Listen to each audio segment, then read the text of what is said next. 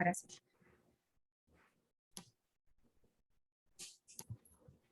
Bueno, buenos días a todos y a todas. Mi nombre es Cristina Miranda Palacios. Yo soy la directora ejecutiva fundadora de la Liga de Ciudades y hoy estoy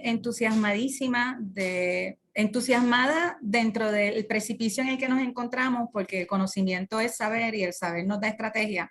Así que vamos a hablar de un tema complicado, pero lo que me entusiasma es que contamos con dos recursos de alto nivel, de gran calibre, ¿verdad? Que han hecho grandes contribuciones para el país y nos van a dar un poquito de luz de lo que está pasando y lo que se está cocinando. Así que el taller del ICAMU del día de hoy, el Instituto de Capacitación Municipal, es el plan de ajuste y el PDLAC 1003, su impacto, mitos y realidades, y nos acompañan, como les mencioné, dos panelistas de lujo, Daniel Santamaría Oz, quien es economista y analista senior de espacios abiertos, y el licenciado Rolando Emanuel, abogado y presidente de su bufete, y quien es también un experto en promesa.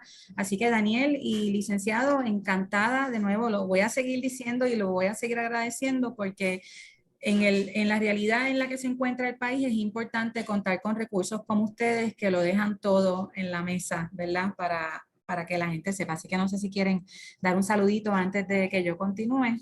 Sí, muy breve. Gracias, Cristina, gracias a la Liga de Ciudades de Puerto Rico por la oportunidad, y el honor es mío compartir siempre con el licenciado Manuel y con Rolando y contigo durante estos momentos importantes para Puerto Rico. Así que agradecido desde Espacios Abiertos también.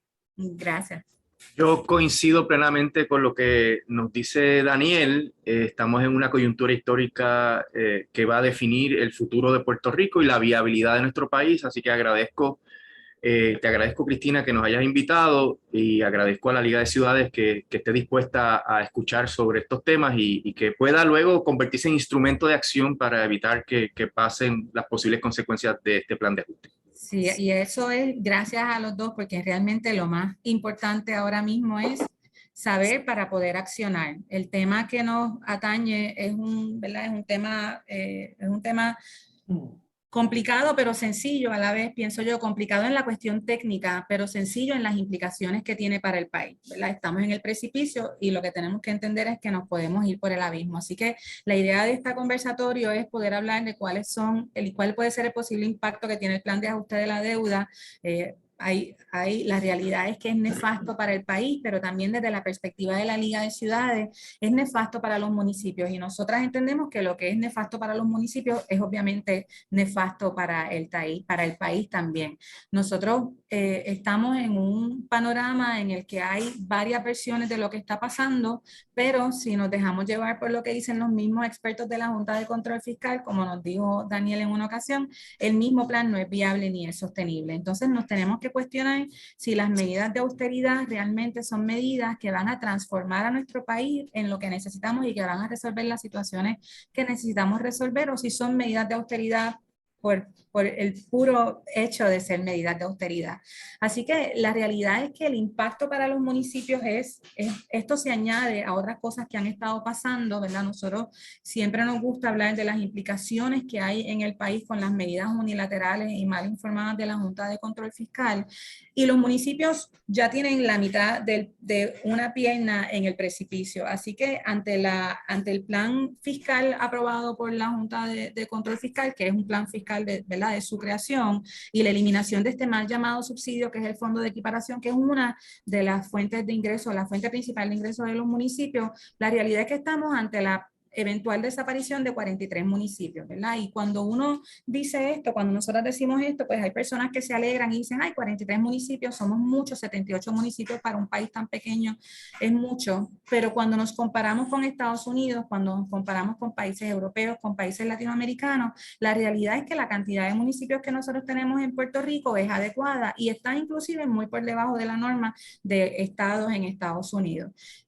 Y al final del día, estos 43 municipios son los que ofrecen los servicios esenciales y los servicios directos a la ciudadanía. Así que si pensamos en que van a haber 43 municipios menos, tenemos que entender las implicaciones que tienen muchas veces, como en Puerto Rico impera una visión metrocentrista, ¿verdad? Pues no entendemos el impacto que puede tener para la zona central montañosa, noreste, suroeste, esto. Pero la realidad es que si hay 43 municipios menos, una tercera parte de la población va a estar desprovista de un gobierno local que es quien le brinda sus servicios esenciales. En esta tercera parte de la población hay un índice de pobreza del 51%, así que es una cosa que sigue escalando, ¿verdad? Porque se sigue sumando, el 51% de la población está bajo el nivel de pobreza, 6.5 puntos menos que el de nivel isla, que es como quiera altísimo, el 80% no tienen bachillerato, el 60% de la población no es parte de la fuerza laboral, ¿verdad? Siempre estamos mirando desempleo, muy poco se habla de la tasa de participación en la fuerza laboral,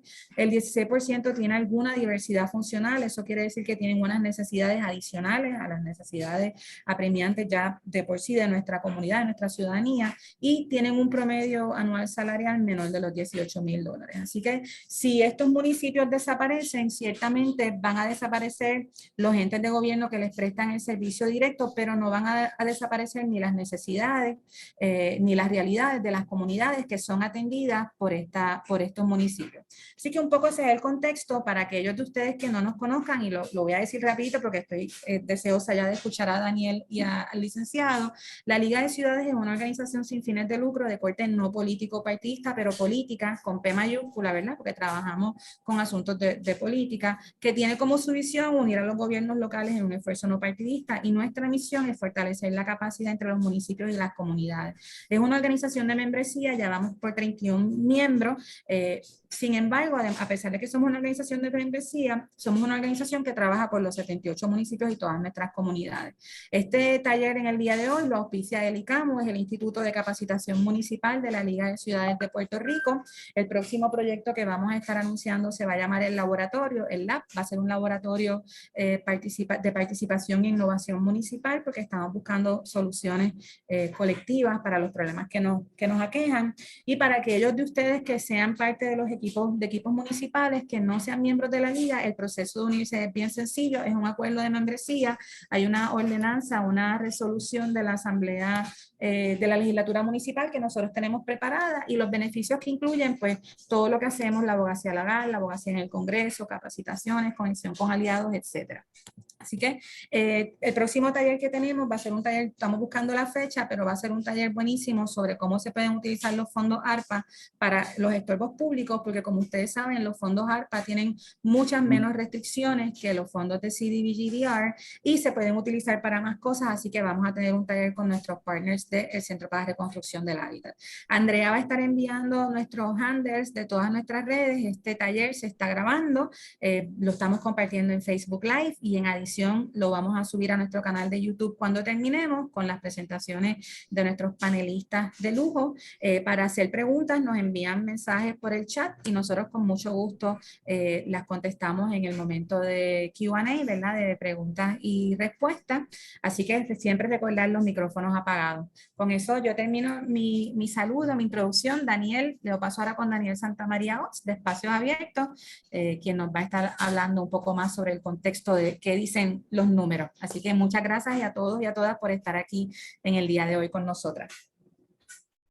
Muchas gracias, Cristina. Me reitero en lo que subo la presentación, en agradecer no solamente a la Liga de Ciudades, a los panelistas, a Rolando, a la misma Cristina, y por supuesto a todas y todos los que nos acompañan hoy desde los distintos municipios, representantes de alcaldesas y alcaldes aquí en Puerto Rico. Así que muchas gracias.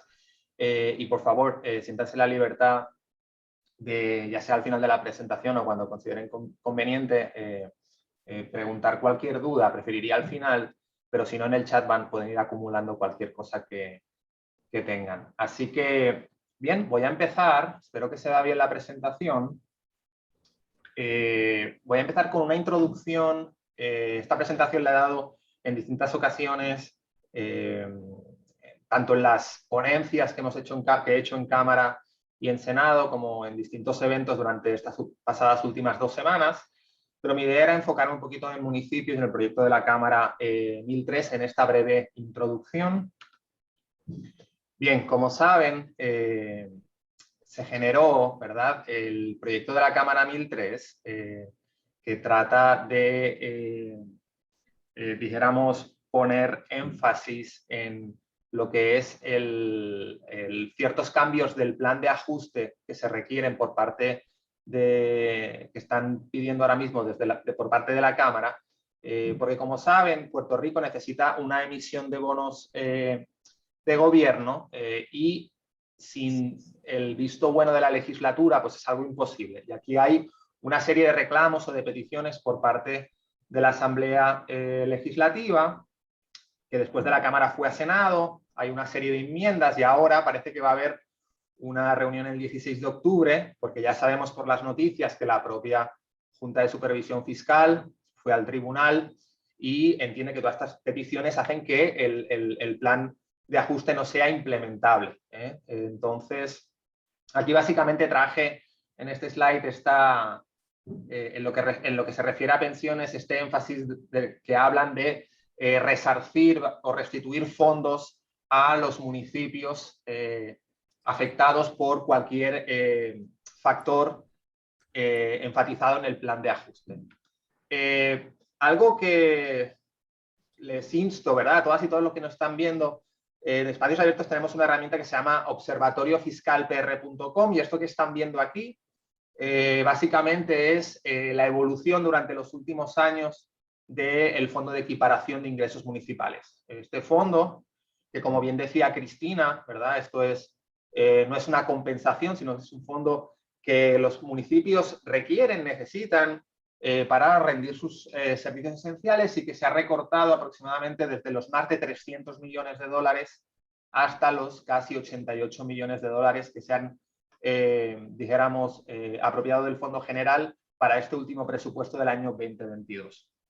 Y como decía, el proyecto de la Cámara 1003 trata de restituir aproximadamente 62 millones de dólares para compensar todas estas pérdidas claramente insuficientes, como ven aquí en este gráfico, porque ya desde el 2014 estamos hablando de que se repartían aproximadamente más de 300 millones a los municipios y lo que nos espera es ¿verdad? Si se aprueba este plan de ajuste, claramente va a ser un cambio en la calidad de los servicios esenciales que pueden recibir, que pueden mostrar y que pueden suministrar los municipios en Puerto Rico. Pero la Junta tiene otros planes. La Junta, lamentablemente, aunque hay una petición en el proyecto de la Cámara 1003, este es uno de los slides más importantes que yo creo que afecta a municipios del último plan fiscal certificado en abril del 2021, donde se muestra claramente que la Junta pretende para el año fiscal 2025 bajar esa dotación del Fondo de Equiparación a cero. Entonces, quiero hacer un alto aquí porque cualquier petición del proyecto de la Cámara 1003 que contradiga los planes fiscal certificados, que por extensión haga no implementable el plan de ajuste, pues lamentablemente ahí hay una clara confrontación entre lo que dice la Asamblea Legislativa, que quiere conseguir a cambio de ceder su posición y emitir los bonos, y lo que la Junta de Supervisión Fiscal ha negociado ya con los acreedores. Dicho esto, y como quizá ya entrará luego más en detalle el licenciado Emanueli, estamos por la 7ª enmienda del plan fiscal, puede haber una 8ª, puede haber una 9ª, esto no es algo que tenga que estar en firme, quedan muchas cosas por atar para preservar los servicios esenciales de los municipios y lamentablemente la posición de la Junta con sus planes fiscales certificados es bastante firme en ese aspecto y las peticiones del proyecto de la Cámara 1003 pues se quedan en algo aspiracional más que algo que tenga realmente una posibilidad de prosperar tal y como está el plan de ajuste actualmente enfocado. Entonces, sobre la 7ª enmienda del plan de ajuste de la deuda pública en Puerto Rico. Algo que es importante resaltar es el tema de la confiabilidad de la información. Lamentablemente, llevamos más de 5 años y tenemos, ¿verdad? Todas y todos hemos pagado en Puerto Rico casi 1.000 millones de dólares y en la reestructuración de bonos municipales más grande de la historia en Estados Unidos, lamentablemente no podemos todavía, a fecha de hoy, confiar en la información que se está divulgando. ¿Y por qué? Pues, como dice la Junta en su plan de ajuste, en el disclosure, en la declaración informativa, que es un documento adicional que aporta más detalle, lamentablemente, pues, durante todo este periodo ellos no han sido capaces de sacar los estados financieros auditados y llevamos un retraso no de 1 año ni de 2, sino de 3 años. ¿Qué quiero decir con esto? Que cualquier responsabilidad futura pecuniaria de Puerto Rico va a recaer bajo los hombros de todas y todos. Después no se va a, si se certifica este plan sin esos estados financieros auditados, difícilmente después vamos a poder volver atrás con todos los procesos legales que se van a concluir si se tira adelante este plan de ajuste. Así que aquí vemos un poquito las prioridades de la Junta y lamentablemente es algo que nos afecta y nos va a estar afectando a todas y a todos. Sobre el recorte de la deuda, se ha hablado mucho, ¿verdad?, de un recorte aproximadamente de 33.000 millones, que es lo que tenemos actualmente en lo que afecta al Fondo General. Recordemos que de la reestructuración de la deuda tenemos dos grandes bloques, los 72.000 millones de deuda, donde no solamente está el gobierno central, sino también las corporaciones, y luego los 55.000 millones de los 3 planes de retiro, de los 3 planes públicos de retiro.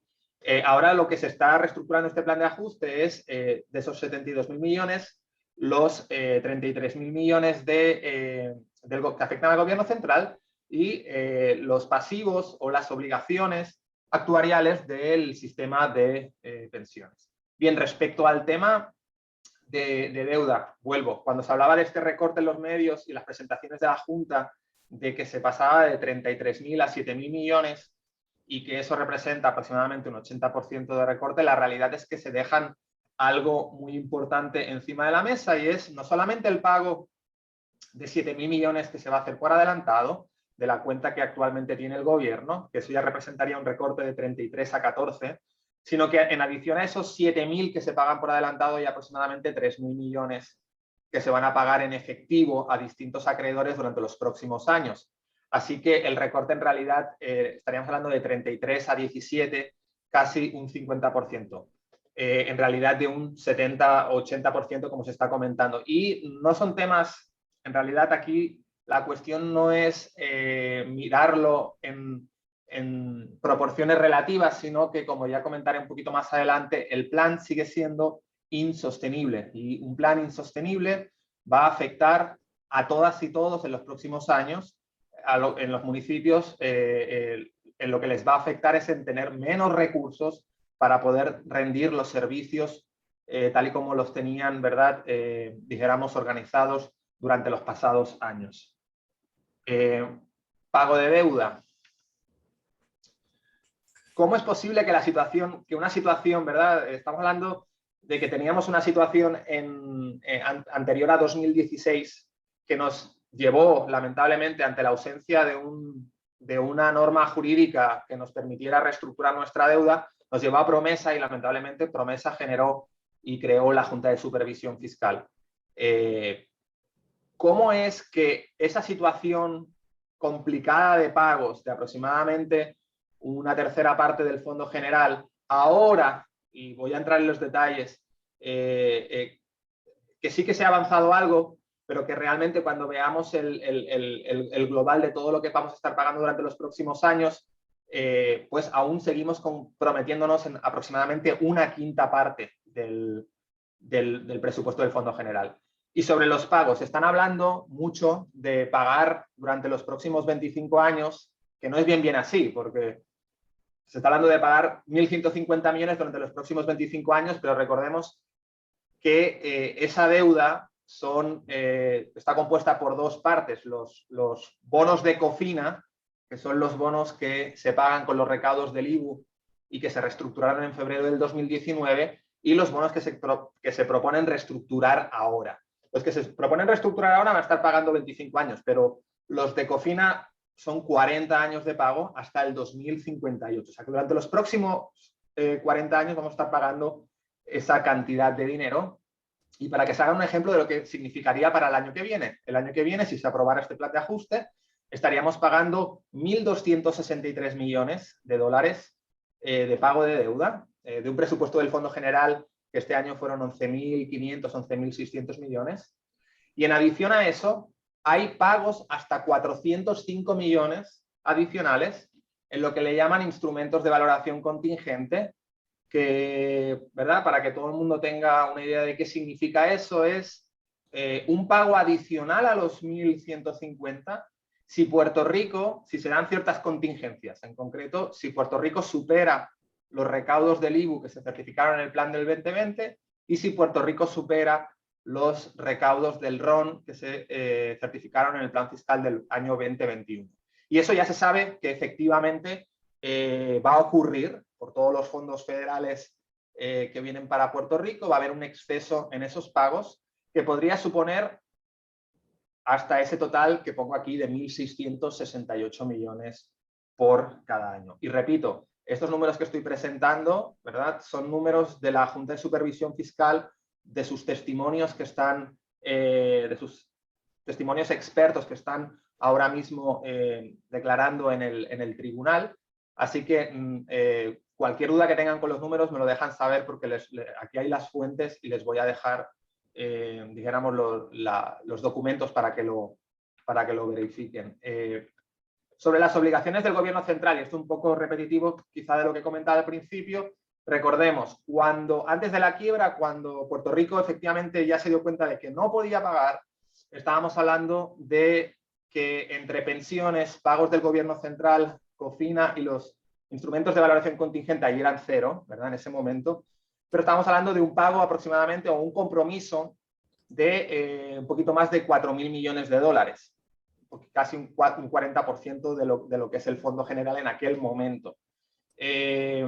Ahora, pensiones, antes había la arbitrariedad, o sea, obviamente ya afectaba al Fondo General, pero no había un pay as you go, como tenemos en la actualidad, donde ya hay un compromiso fehaciente de pago que se va a tener que realizar. Obviamente, cuando te vas antes del 2016, teníamos el fondo donde salían las pensiones, que se fue a cero, y básicamente en los últimos años, antes del 2015, casi la totalidad de los 1.900 millones se lo consumía el fondo. Hay unas reestructuraciones de COFINA del gobierno central, pues, que son las que hemos tenido hasta la fecha, pero la realidad es que cuando sumas estos 4 elementos, estamos hablando de un pago mínimo de 3.119 millones, compromiso del Fondo General, porque no son solamente pagos de deuda, sino, recordemos que estamos hablando de pensiones y pues los pagos de deuda que se están reestructurando. Así que la realidad es que una tercera parte todavía queda comprometida del Fondo General durante los próximos años. Una carga que lo sigue haciendo insostenible por las proyecciones de la propia Junta, que nos dice que en el 2036, aun implementando sus medidas de austeridad y sus reformas estructurales, van a tener, dijéramos, Puerto Rico va a estar en una situación de números rojos otra vez, esto proyectado por la propia Junta. Claro, la Junta dice, en sus presentaciones hasta la fecha, al principio hablaba cuando reestructuraba, hablaba de COFINA y las deudas del gobierno central, pero dejaba fuera pensiones. En esta última reestructuración hablaba entonces de pensiones y de los bonos de obligación general, pero dejaba fuera COFINA. Y dice, bueno, ahora sobre los pagos de deuda, antes teníamos comprometidos 25 centavos por cada dólar que recaudamos, y esta propuesta es buenísima porque ahora solo vamos a estar pagando 7 centavos por cada dólar que recaudamos. La realidad es, y volvemos, estos números esto es de elaboración propia de Espacios Abiertos, pero está fundada en expertos de la propia Junta de Supervisión Fiscal. Cuando vienes a ver de cada dólar que recaudas cuánto hay comprometido, una quinta parte sigue estando comprometido cuando tú pones COFINA y pones la nueva deuda reestructurada, pero también añades pensiones, donde hay un pay as you go, hay un compromiso. En la anterioridad habían apropiaciones del Fondo General, pero ahora tiene, en términos de prelación legal, pues tiene la carga es distinta, la prenda es distinta. Sobre austeridad, Durante los próximos años, la realidad es que el plan fiscal, el plan de ajuste y los planes fiscales certificados no se entienden, los ahorros que ellos entienden va a haber en Puerto Rico no se entienden sin la austeridad. Entonces, el proyecto de la Cámara 1003 tumba en muchos aspectos cuando hablan de devolver dinero a la Universidad de Puerto Rico, devolver dinero a los municipios, cosa, ¿verdad?, que defendemos, pero es un choque frontal con el plan de ajuste, los recortes a los que han llegado, ¿verdad?, los pactos a los que ha llegado la Junta con los acreedores, etcétera. Contradice los planes fiscales, contradice el plan de ajuste y además algo que ha sido criticado por no solamente distintos colaboradores de espacios abiertos, como el Premio Nobel de Economía Joseph Stiglitz o el ministro de Economía Martín Guzmán, es que cuando ellos proyectan la austeridad, y no me quiero meter aquí a nivel muy técnico, cuando ellos proyectan qué efecto negativo va a tener en la economía, ellos entienden que va a tener un efecto negativo mínimo. Y cuando vas a la literatura hay casos en el paper del cual la Junta se inspira para proyectar cuánto se cae la economía en Puerto Rico, donde muchos autores, ya no solamente Joseph Stiglitz, sino otro día salió un economista de MIT, Simon Johnson, bastante más conservador, donde habla que la economía se podría caer entre 3 y 4 veces más de lo que proyecta la Junta. Así que las proyecciones, en algunos sentidos, pues lo que estamos observando es que no son, dijéramos, son demasiado optimistas sobre los efectos negativos que va a tener la austeridad en Puerto Rico. Trato no equitativo. Algo muy grave es que, como les comentaba, la Junta va a dar una compensación adicional si a Puerto Rico le va bien, entre comillas, y hay que entender qué significa irle bien. Va a dar una compensación adicional a los bonistas y una compensación adicional a los residentes de Puerto Rico, dígase uniones o dígase pensionadas y pensionados, o todos los que están, dijéramos, afectados, acreedores no asegurados que están afectados por el plan de ajuste y que son residentes en la isla. Lo que ocurre es que cuando se habla de qué significa irte bien, cuando compensan a los acreedores, a los bonistas, en eso que sobrepasa los 1.150 millones, son los 405 millones adicionales de los que hablaba al principio, ellos se fijan en si los recaudos del IVA o los recaudos del ROM va por encima de las proyecciones que tenían los planes fiscales, independientemente de que Puerto Rico esté en números rojos. Si hay una constitución, hay temas técnicos, se constituye un fondo que va a tratar, pero ese fondo pues te sigue sacando dinero del posible superávit, así que no es algo que, al final, la realidad es que es un dinero que se va a pagar extra independientemente de que Puerto Rico llegue un día en que no pueda pagar las pensiones. O sea, tenemos que estar claros que en el 2036 la Junta dice que Puerto Rico no va a poder pagar las pensiones, no va a poder pagar a las maestras, no va a poder pagar a los municipios, no va a poder pagar a nadie. Eso es algo que nos tiene que, o sea, tiene que encajar. Es el plan de ajuste que ellos están proponiendo encima de la mesa, y eso es bien grave y bien alarmante. O sea, no estamos haciendo aquí dijéramos, una queja trivial y superflua de lo que están proponiendo, sino es que literalmente no están arreglando el problema de fondo. Cuando entonces hablan de compartir un excedente adicional o un pago adicional de lo pactado ya con pensionadas o uniones, hablan de que si tienes superávit, entonces te voy a pagar. Y aquí hay un trato claramente no equitativo, no es lo mismo, ¿verdad? Todo el mundo que tiene un pequeño comercio sabe que tú puedes tener tus ventas ascendentes, pero si tienes unos costos fijos que te superan y estás en pérdidas, pues pagar algo adicional básicamente injusto, y esto puede hablar más Rolando, que lleva quiebras a nivel individuo, personas físicas del sector, ¿verdad? No necesariamente del sector público, sino más de la cotidianidad, ¿verdad? Del pequeño comerciante o la corporación, donde pues primero tienes que hacer claramente un recuento de lo que puedes y lo que no puedes pagar, ¿verdad? Y aquí, lamentablemente, el trato no es equitativo y se está compensando a costa de los servicios esenciales de las puertorriqueñas y los puertorriqueños, a costa de los servicios que puedan rendir los municipios en esta compensación adicional que se ha negociado ya. Y por último, pensiones. Este es un punto importante para mí de la discusión, la austeridad. Volvemos a la austeridad. La Junta está diciendo, para crear más dinero para poder pagar a los acreedores, voy a no gastar o ¿verdad? A reducir el gasto, lo que entienden ellos es un gasto a nuestros pensionados durante los próximos 30 años de más de 4.000 millones de dólares. De esos 4.000 millones de dólares, ¿de dónde salen esos ahorros?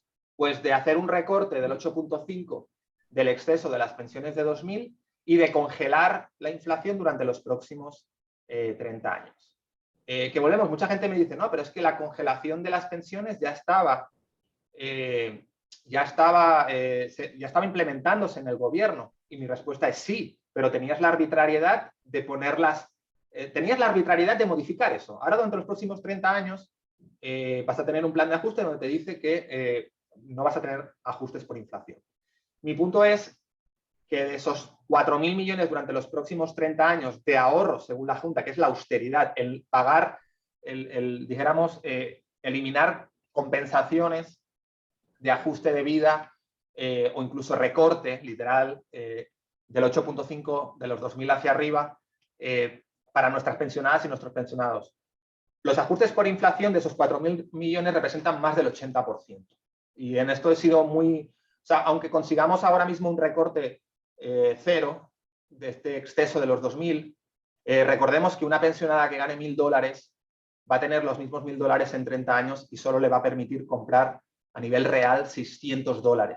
Imagínense el deterioro que va a ocurrir con cero recortes, con los ceros, o sea, consiguiendo, sin entrar en decir que si en el 2036 tenemos un déficit, pues bueno, ya podemos tener cero recortes o ajustes por inflación, que como estamos pagando más de lo que podemos, no podremos rendir, no podemos pagar ni una pensión, o sea, ni ningún servicio esencial. Así que básicamente estos 8 puntos son los que he traído yo en las ponencias durante estas pasadas 2 semanas. Quería empezar con esa introducción de los municipios para que vean un poco lo que dice el proyecto de la Cámara, pero lo que dice la Junta, el choque diametralmente opuesto que hay y lo difícil que va a ser encontrar un acuerdo en ese punto. Y después, aquí les dejo, por si tienen alguna duda, porque sé que, ¿verdad? Quizá, y podemos extendernos luego en preguntas, es mucha información en poco tiempo. La información de la presentación va a estar disponible, luego se lo pasaré, ¿verdad?, a Cristina para que esté en la página de la Liga de Ciudades, pero me pueden escribir directamente o consultar nuestra página para cualquier duda y, por supuesto, estoy disponible para cuando acabe, ¿verdad?, Rolando, su exposición, poder responder cualquier cosa o si cuando lo consideren necesario, ¿verdad? Gracias. Gracias, Daniel, por esa bofetada de realidad. Es importante tener ese contexto. Hay Andrea, estamos contestando unas preguntas en vivo que tienen que ver con la Liga. Andrea está poniendo enlaces también de la página de Espacios Abiertos. Vamos a seguir tomando las preguntas por el chat. Vamos a dejar ahora al licenciado Rolando Emanueli para entonces continuar la contestación, y a todas las personas que están dejando preguntas, sepan que las estamos anotando para cogerlas al final, ¿ok? Así que gracias. Pues muchas gracias, Cristina. Realmente el panorama que presenta Daniel Santamaría en términos del análisis del asunto financiero y económico, pues no es muy alentador. Y aquí realmente lo que está en juego es la viabilidad de Puerto Rico como país. Porque si Puerto Rico vuelve a enfrentar otro proceso de quiebra, las consecuencias van a ser terribles.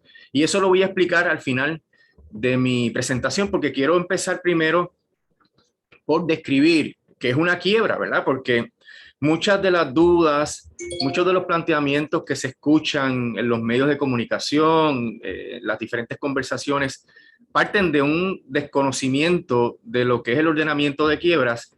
Y en cuanto a promesa, todos los principios del sistema de quiebra norteamericano aplican a promesa, porque promesa es un híbrido entre los capítulos 9, que es el que permite las quiebras de las municipalidades, es decir, agencias, corporaciones públicas de los estados, y el capítulo 11, que es el que permite la quiebra de las corporaciones, de los negocios.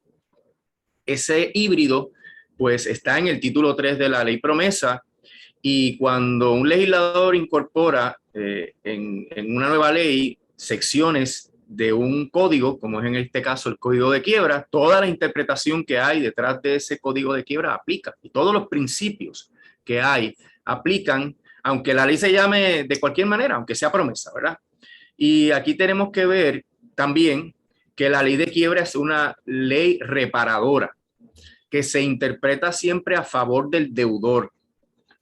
No es una ley que protege a los acreedores, es una ley que le pone un detente a las acciones de los acreedores, las acciones de apremio que se llaman, de perseguir, embargar y quitarle al deudor sus posesiones para satisfacer los créditos. La ley lo que trata de hacer es interrumpir ese curso de acción que, si no se erradicara una quiebra, pues estaría disponible para los acreedores. Hay que tomar en cuenta también que la ley de quiebra federal es una ley que es suprema, en el sentido que ocupa el campo, y no hay ninguna otra legislación que pueda ir en contra de la ley. Eso se resolvió claramente en el caso de Franklin, que es un caso de Puerto Rico cuando se aprobó la ley de la quiebra criolla, que se quiso hacer un mecanismo para el ajuste de las deudas local, porque como a Puerto Rico lo sacaron del capítulo 9 en el 1984, se hizo este trámite de crear una ley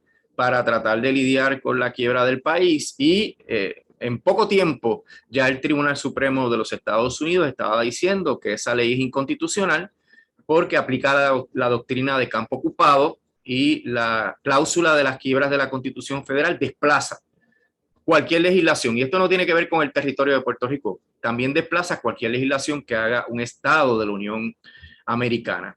Ahora, ¿cuáles son los principios principales sobre los cuales se funda la ley de quiebras? El principio principalísimo es que la ley permite a un deudor honesto, pero desafortunado.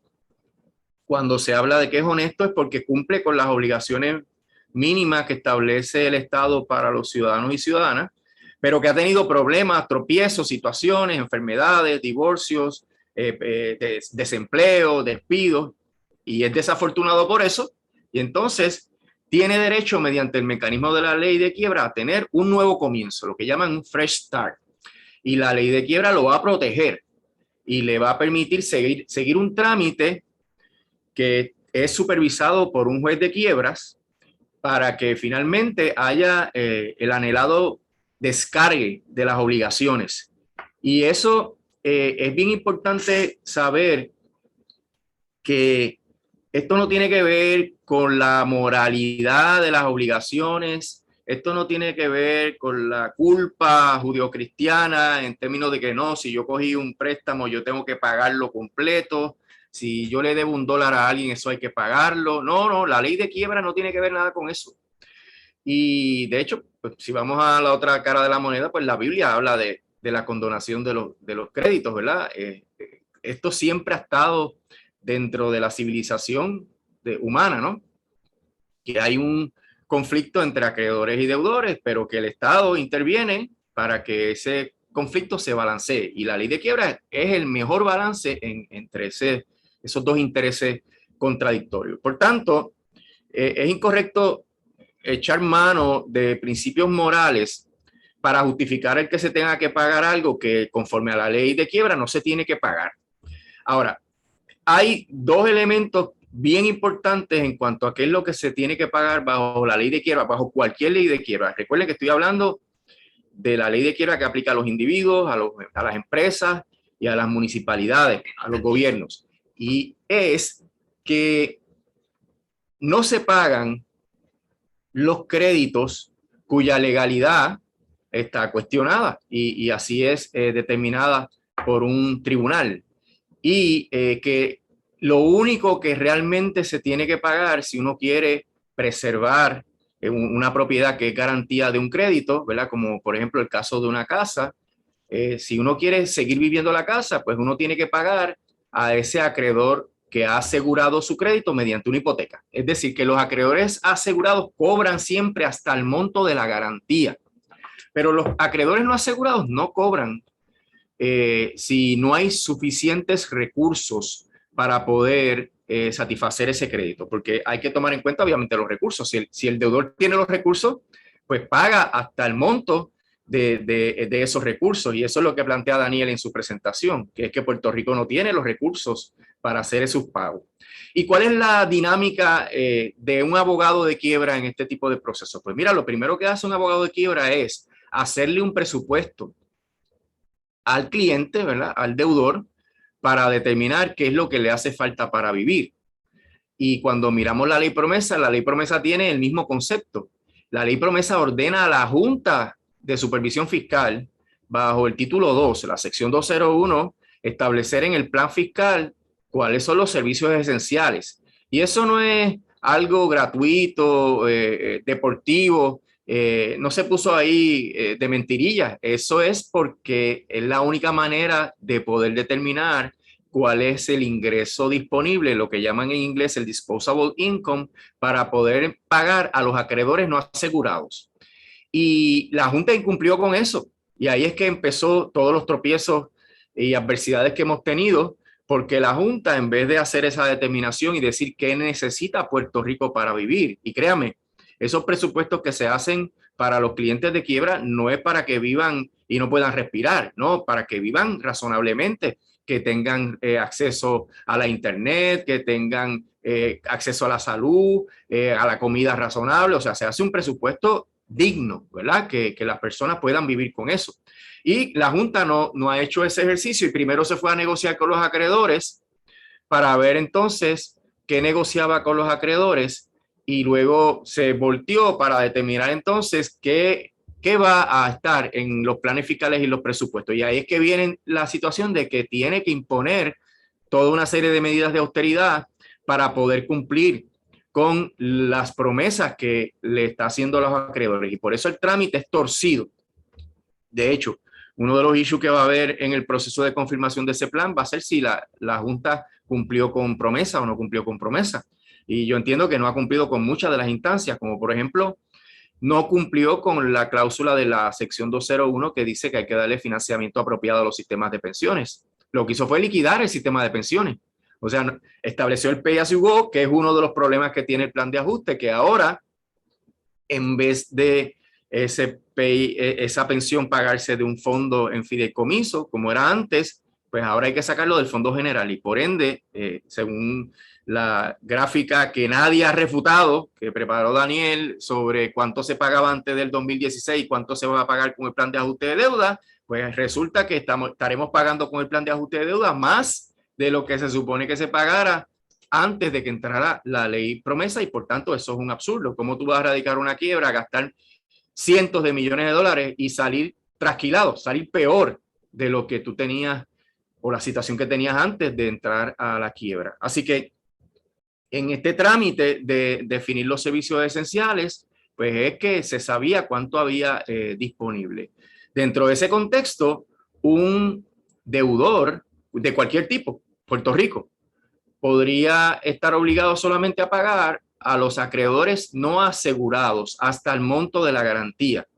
Pero el deudor tiene también la capacidad de litigar contra los acreedores asegurados y demostrar en el tribunal que realmente su hipoteca, por decirlo así, ¿verdad?, su gravamen es nulo y no se cumplió con la ley, no se perfeccionó como debe ser, y cuando eso ocurre, el crédito se convierte en uno no asegurado y por ende está sujeto a recorte. Cuando los créditos son no asegurados y el deudor no tiene suficiente capacidad, la ley permite darle cero. Y yo hago esto y hago siempre el gesto porque la gente se abre los ojos, pero es un asunto usual en los casos de quiebra, donde uno dice que tú tienes un carro y lo estás pagando, ¿quieres conservar el carro? Sí, lo quiero conservar. Y la casa, ¿quieres conservarla? ¿No la vas a entregar? No, no la voy a entregar, es que yo vivo. Pues vamos a hacer todo lo posible por salvar la casa y el carro, y a las tarjetas de crédito, a la financiera, a los préstamos personales, a los amigos, a los dolientes, a los suplidores, le damos cero.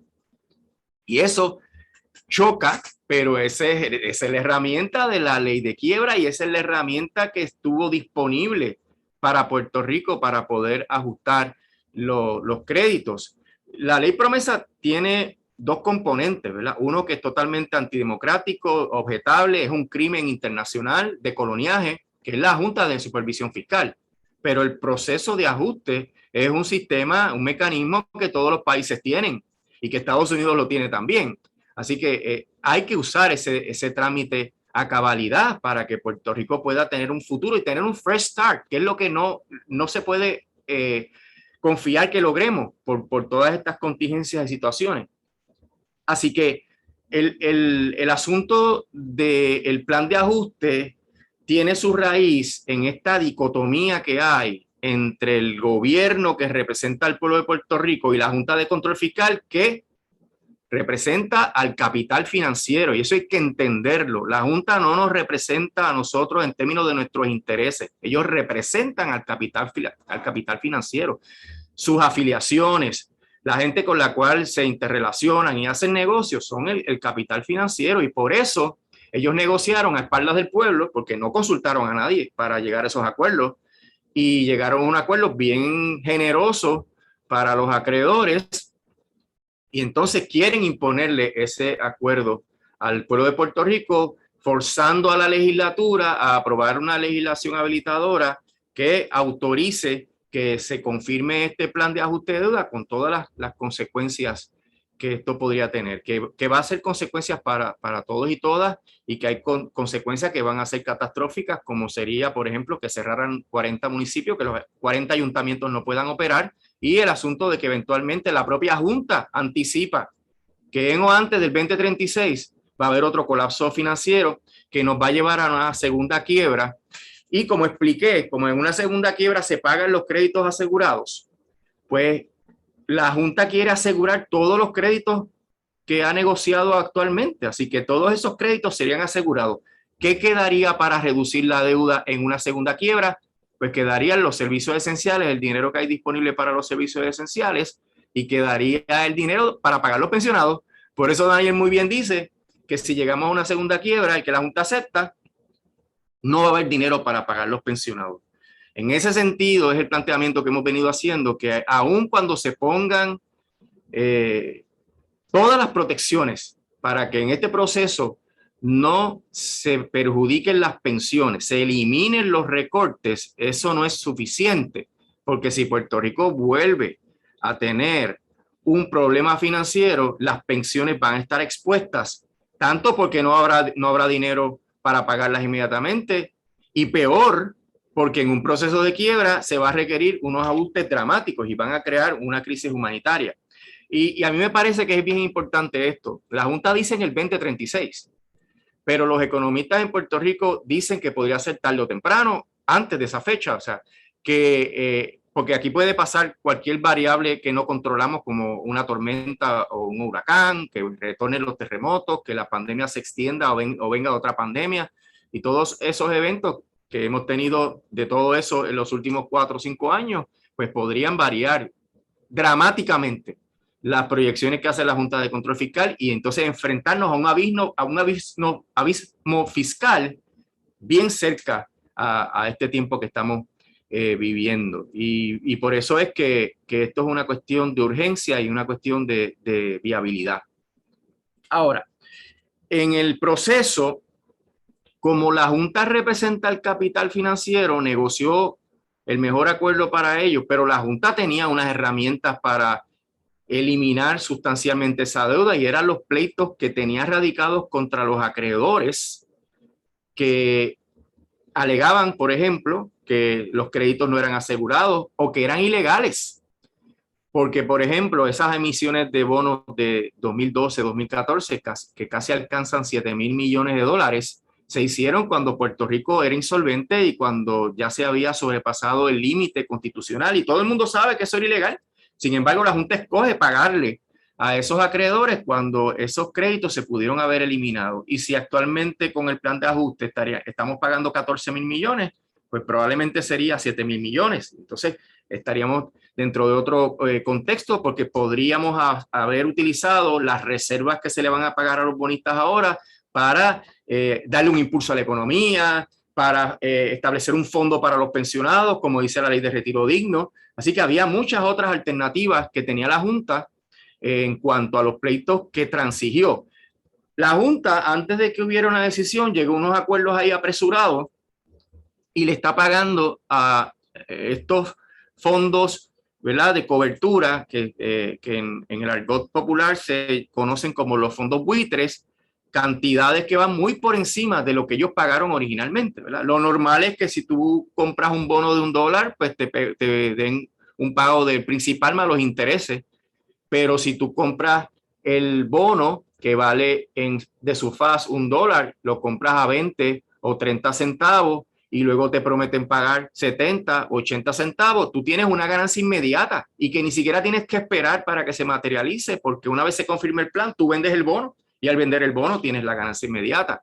Así que tenemos una situación donde los acreedores están sacando más dinero de lo que invirtieron, el grueso de ellos, porque hay otros acreedores que no, que están en una situación de realmente un menoscabo, pero el grueso, los que hacen toda esta fuerza en contra de la Junta y del gobierno de Puerto Rico para cobrar, los que tienen recursos prácticamente ilimitados para litigar, compraron a precios bien reducidos y nada más con que se confirme el plan van a recibir unas ganancias extraordinarias, y eso hay que verlo, ¿verdad? Que eso tiene un lado oscuro, un lado totalmente injusto en esto del plan de ajuste de deuda. Así que la Junta tiene la opción todavía de continuar esos pleitos y decir esas deudas son ilegales o decir esos bonos no son asegurados. Por ejemplo, en el caso de la Autoridad de Energía Eléctrica, que no es el caso actual, eso vendrá después, la Junta alega, y con mucha razón, que esos bonos no son asegurados porque solamente se les paga en caso de que se cubran todos los gastos operacionales y al sistema de retiro. Al sistema de retiro le deben $700 millones y no sobra el dinero, ni hay dinero supuestamente según la Junta para pagarle al sistema de retiro. Por tanto, los bonos no tienen flujo de efectivo que los garantice. Al no tener flujo de efectivo se les puede dar cero. Y la Junta negoció un acuerdo para darle casi 70%. Es una barbaridad. Y esto ocurre porque en un caso normal de quiebra, quien se representa con su abogado es el propio deudor. En el capítulo 9 de la ley de quiebra es la municipalidad, es la corporación pública la que da el frente y la que determina cuáles son sus intereses. Aquí tenemos un monstruo de dos cabezas que es quien decide todo. Llega a los acuerdos y después los trae y los trata de imponer al gobierno. Pero el gobierno tiene, como anticipó Daniel, la facultad reconocida en la ley promesa de establecer la legislación habilitadora, que es la que autoriza el intercambio de los bonos después que se confirme el plan de ajuste de deuda. Eso en términos sencillos significa que la legislatura tiene la sartén por el mango, que no puede confirmarse el plan a menos que la legislatura acceda.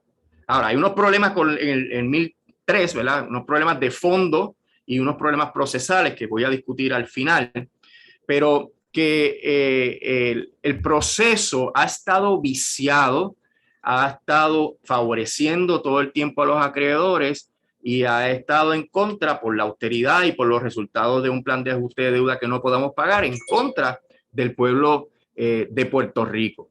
Y ahí es que viene el planteamiento de que hay que accionar, que hay que hacer algo para evitar que esto llegue a sus peores consecuencias, y que la Liga de Ciudades tiene obviamente mucho que decir, porque los municipios van a coger un golpe tremendo con todo esto, pero también la Liga de Ciudades y los municipios deben orientar a sus constituyentes sobre lo malo que es este trámite y que les aconsejen llamar a los legisladores, hacer presión política, porque esto es ahora, esto no es en las elecciones, porque ya para las elecciones, si esto sigue su curso y no se cambia dramáticamente, pues las consecuencias ya van a estar fijas y cuando lleguen las elecciones va a ser una cuestión de echar culpas.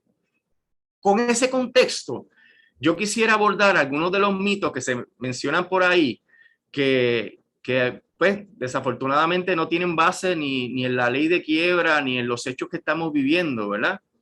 Uno de ellos es que la Junta vino a salvarnos. Yo creo que ese mito ha cedido mucho porque la ejecución de la Junta ha sido terrible en Puerto Rico con las medidas de austeridad y con el control férreo que tiene sobre el gobierno.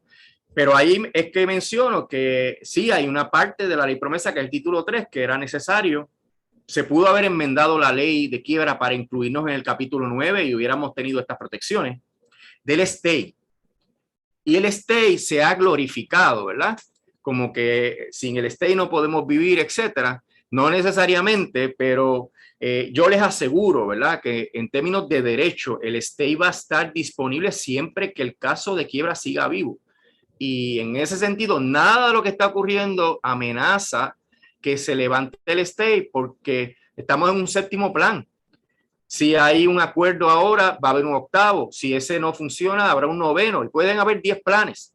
Y esos planes son trámites que van a hacer la Junta y sus abogados. Y mientras la jueza reciba esa información nueva, esa actualización del proceso, la jueza no va a desestimar el caso. Tomen como ejemplo el asunto de la Autoridad de Energía Eléctrica. Lleva 29 meses estancada en el proceso de una aprobación del acuerdo de los bonistas bajo la regla 9019 del Código de Quiebra.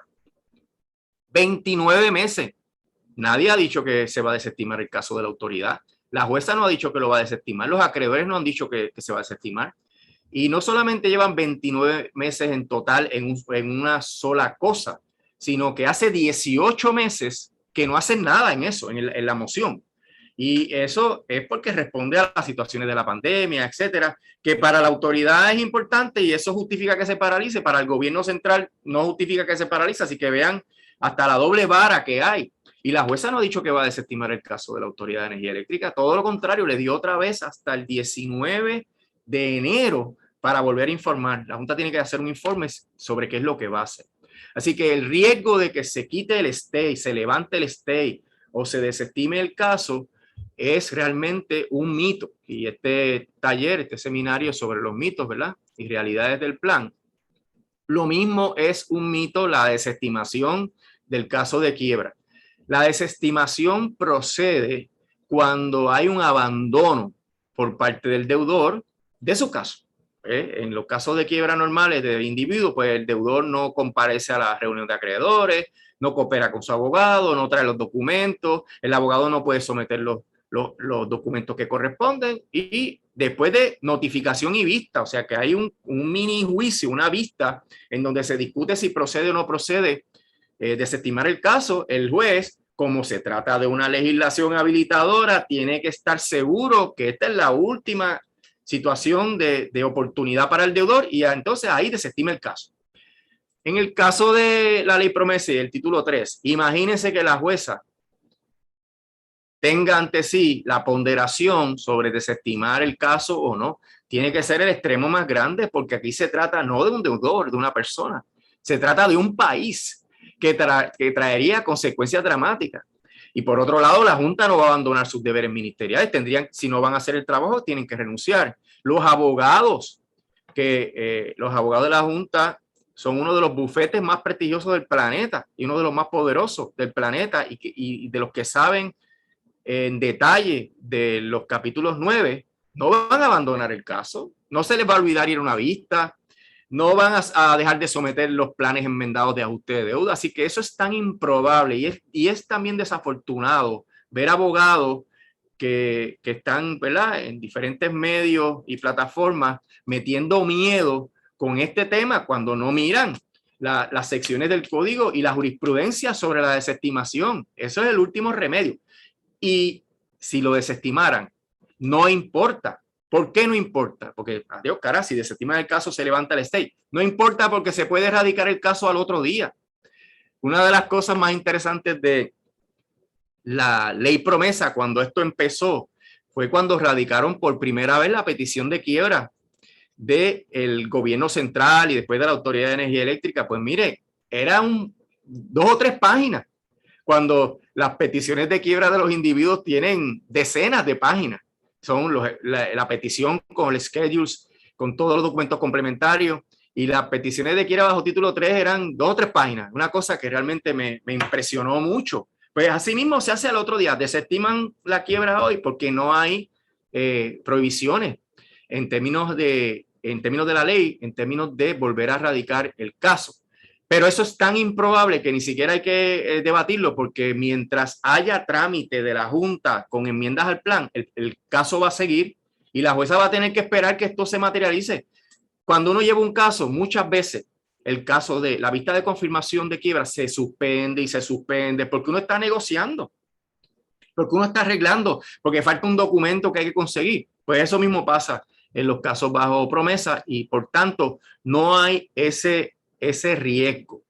Otro mito, que la deuda hay que pagarla completa. Yo creo que ya abordé ese asunto. No hay ningún asunto moral que obligue a nadie a pagar la deuda que no sea la que la ley establece que hay que pagar. Y en el caso de los créditos no asegurados, como son la inmensa mayoría de los bonos de Puerto Rico, son bonos no asegurados, se les puede dar cero. Así que la Junta pudo haber ejercido sus oficios y ser responsable representando adecuadamente a Puerto Rico para que se redujera la deuda al máximo.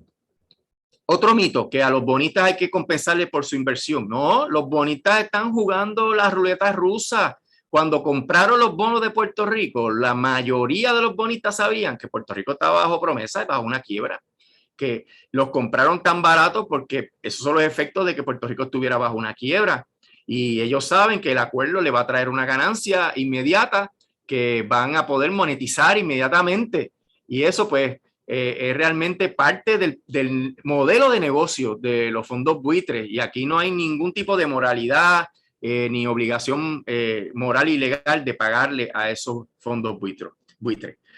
Que los pensionados sabían a lo que se sometían. Ese es uno de los argumentos más absurdos que yo he escuchado, ¿verdad? Uno trabaja 30 años o los años que sean necesarios para cualificar. Tiene derecho, eso es una obligación del Estado, una obligación de ley. Que el Estado no cumple con sus leyes. Pues mira, desafortunadamente hay esos problemas, pero bajo el derecho, una persona con quien no se le está cumpliendo tiene derecho a reclamar que se cumplan las obligaciones. Y los pensionados en Puerto Rico, desafortunadamente, son los acreedores más vulnerables, que ya han sufrido recortes a sus pensiones previos, que no han tenido aumentos a sus pensiones y que por ende, como explicó Daniel, si de aquí a 30 años lo que les va a sobrar son de 1.600, pues la calidad de vida que van a tener es mínima, ¿verdad? Van a estar en la miseria, literalmente. Y eso es un interés supremo del Estado, la protección de sus pensionados, y el derecho de quiebra lo reconoce, porque si uno tiene un acreedor que ya hizo ajustes previos a la quiebra a su crédito, eso se puede reconocer en el plan de ajuste de deuda. Mire, su señoría, nosotros no le vamos a recortar a los pensionados ahora, a pesar de que son acreedores no asegurados, porque antes se negoció o se ajustó ese crédito a la baja y por ende ya ese crédito fue afectado y no es recomendable, razonable, justo hacerle un recorte adicional. El asunto de que es nefasto cambiar el plan de la Junta es falso. Los planes, ya vamos por 7.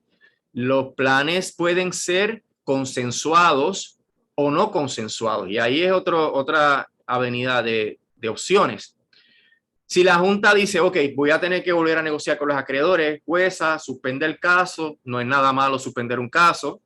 De hecho, yo conocí a un abogado muy inteligente de Ponce que tenía un dicho, que él tenía un libro, 1001 formas de suspender un caso. Así que eso no es ninguna tragedia, suspender la vista de confirmación, y el enmendar el plan puede ser luego de un acuerdo con esos acreedores de que como la legislatura impuso unas condiciones hay que llegar a otro acuerdo, o puede enmendarse para perseguir la confirmación del plan sin que haya acuerdo con los acreedores.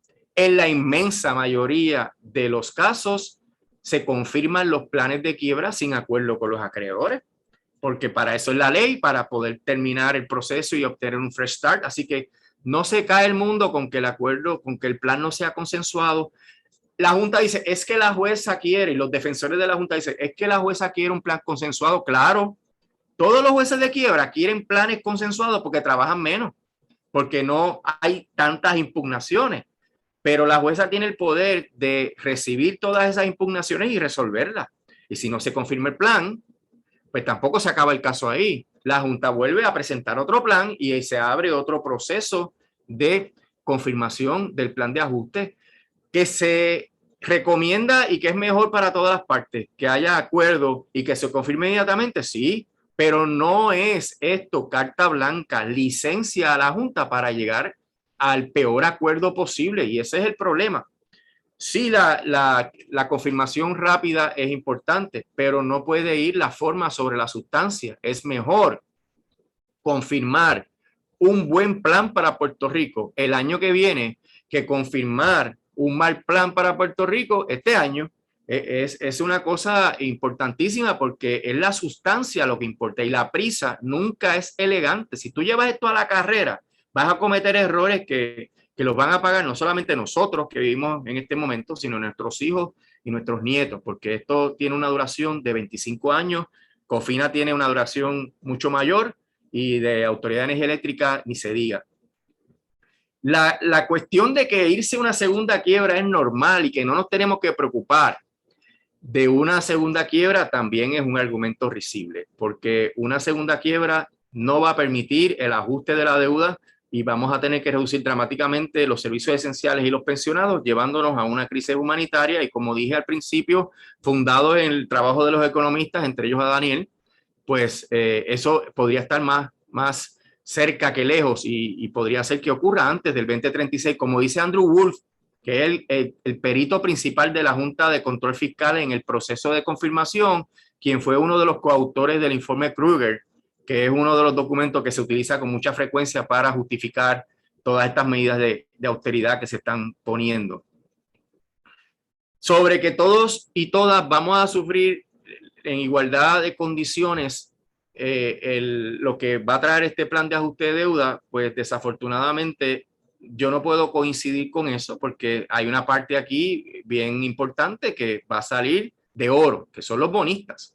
Y obviamente Puerto Rico es un país de mucha desigualdad, un país que tiene un 60% de su niñez bajo el nivel de pobreza, que estamos todo el tiempo lo comido por lo servido, con una poca participación en el mercado laboral, con un alto desempleo y con una situación de que no tenemos la capacidad de manejar nuestras finanzas actualmente porque las controla la Junta, sino también no podemos gestionar nuestra economía porque somos un territorio que no tiene los poderes necesarios de la soberanía para poder gestionar su economía e interrelacionarse con el resto de los países del orbe para poder llegar a tratados internacionales, beneficiarse del apoyo de organismos internacionales, etcétera. O sea, Puerto Rico tiene las manos atadas y esto va a ocasionar que los sectores más vulnerables, los pensionados, la gente que desafortunadamente está bajo el nivel de pobreza, nuestra niñez, la educación y todos los servicios esenciales se van a perjudicar. Va a haber siempre una clase que está por encima de esos problemas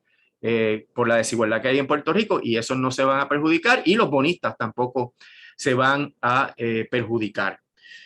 Yo quisiera ahora pasar a una gráfica que muy amablemente compartió conmigo el equipo de la oficina del senador Zaragoza, que saben que el senador Zaragoza estuvo al frente del proceso de enmienda y consideración del proyecto de la Cámara 1003 y ellos prepararon esta gráfica y la consultaron conmigo y me pareció muy buena y como no pusieron que era copyright ni tampoco hicieron reserva, pues yo la voy a compartir aquí y voy a seguir agradeciéndole a ellos haberla preparado. La gráfica tiene unas adiciones que las voy a decir, que son otras alternativas que no están contempladas y que las hablé con ellos. Así que me permiten un segundo para compartirla.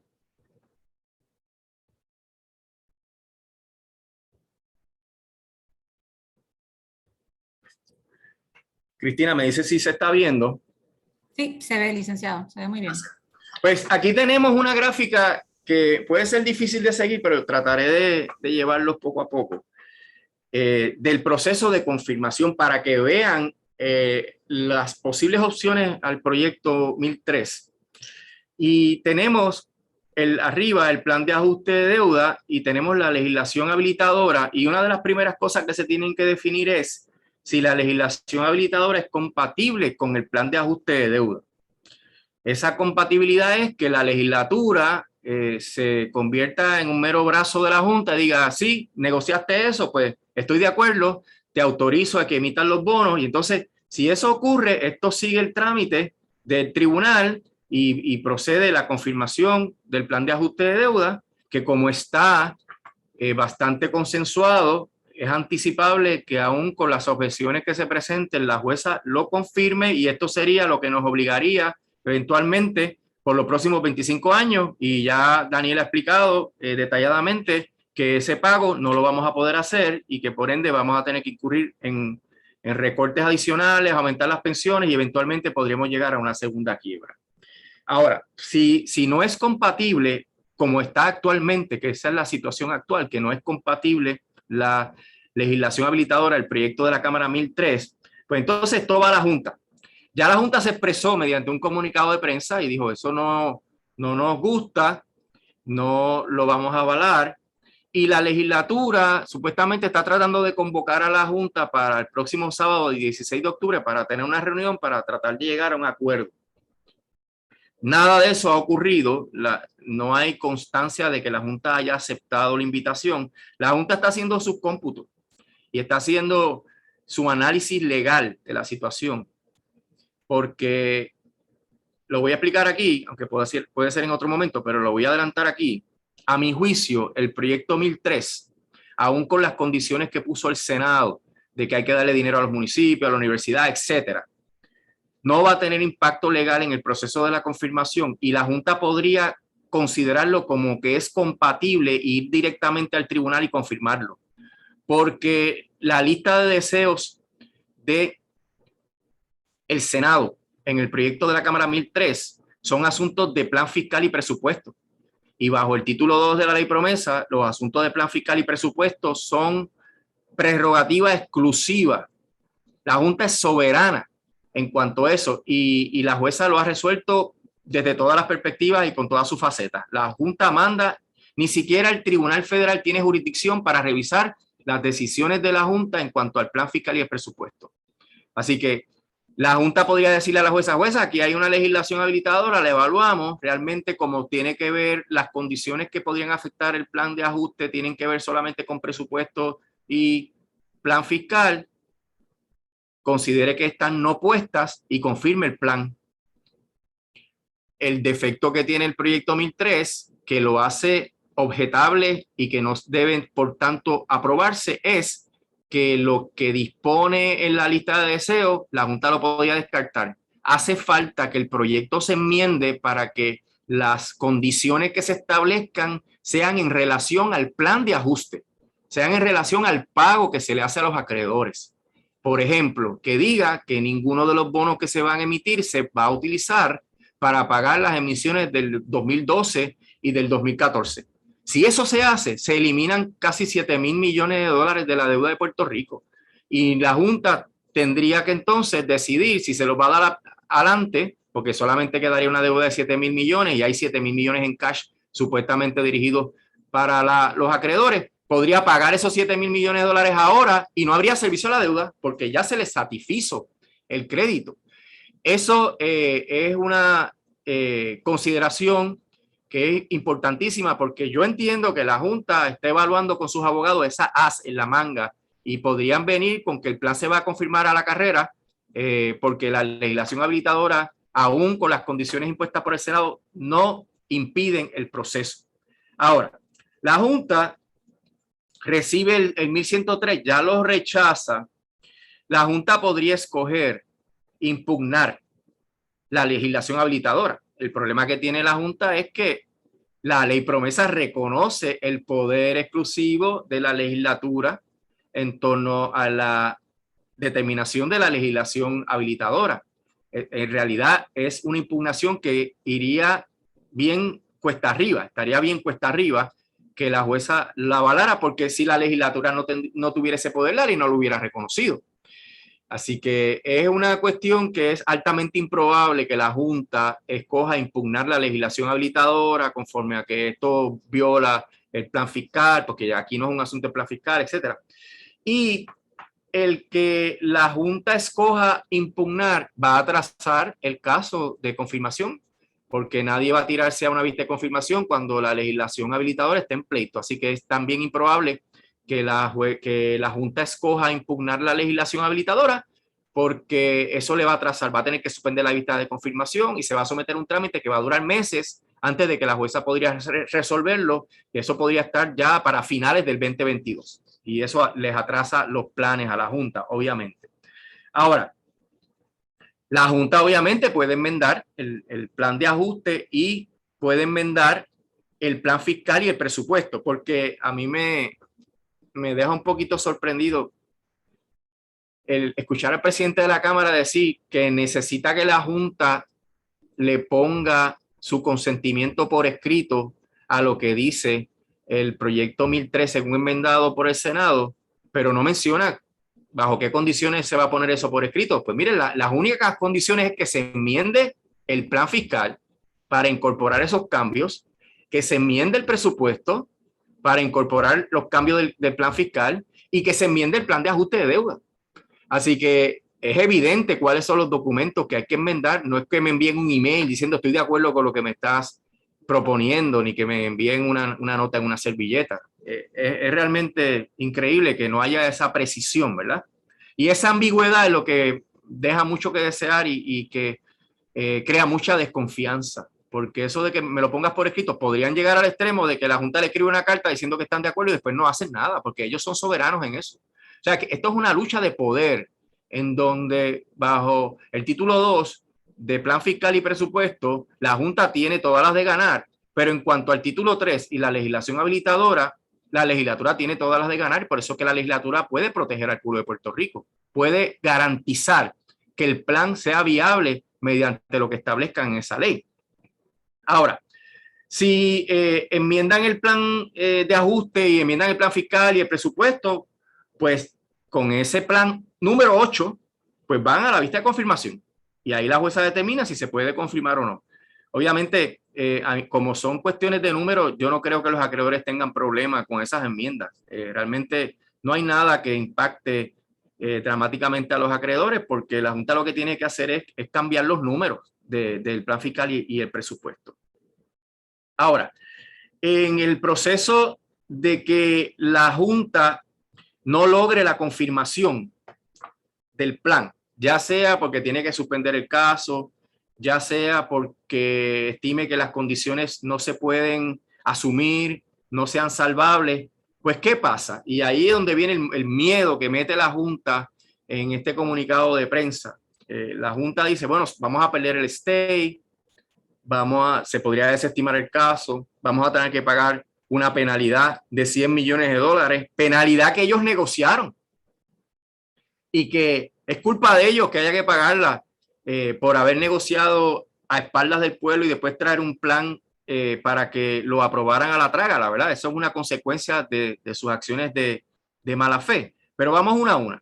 Pues mira, ya hablamos del stay, de la desestimación, de la quiebra. Lo que procede es que la Junta vaya a negociar. De hecho, ellos lo dicen en su comunicado. Ellos anticipan, ellos como el que no quiere que ocurran las cosas. Y nosotros no estamos seguros que los acreedores acepten. Pero es que los acreedores no tienen impacto en lo que se puso ahí. Son medidas de plan fiscal y presupuesto. Así que a los acreedores no les va a importar. Lo que pasa es que la Junta no quiere hacer esos cambios, ¿no? Y si fuera en realidad que los acreedores tienen algún impacto aquí, pues los acreedores entran en un proceso de negociación y se trae un nuevo plan que luego habría que mirar si es compatible con la legislación habilitadora otra vez y empezaría el proceso.